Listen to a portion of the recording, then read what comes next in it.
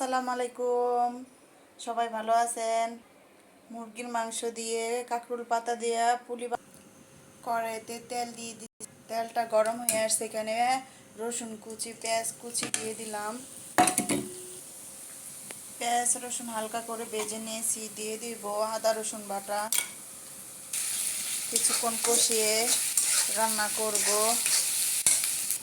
পেঁয়াজটা কষানো হয়ে গেছে, এর মধ্যে হলুদের গুঁড়ো, মরিচের গুঁড়ো, ধনে গুঁড়ো, জিরে গুঁড়ো, স্বাদ অনুযায়ী লবণ দিয়ে একটু কষিয়ে নেব। দর্শক, আমার মশলাগুলো কষানো হয়ে গেছে, এর মধ্যে মুরগির মাংসগুলো দিয়ে দিব।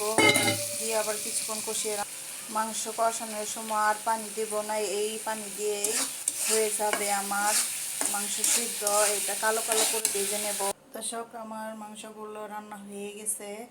এখন এখানে পুলি পাতা নিয়ে নিচ্ছি, কাঁকরোল পাতা নিয়ে নিচ্ছি। এখন কাঁকরোল পাতার মধ্যে অল্প অল্প করে দিয়ে কড়াইতে ভাজবো। সবগুলো কাঁকরোল পাতার ভিতরে দিয়ে দিচ্ছি, এখন ভেজে ফেলতেছি। দর্শক, একটা একটা করে আস্তে আস্তে উল্টিয়ে দেব। এভাবে আসলে ভাজলে আমার কাছে খুবই ভালো লাগে। জানি না কার কাছে কেমন লাগে, আমার কাছে খুবই ভালো লাগে।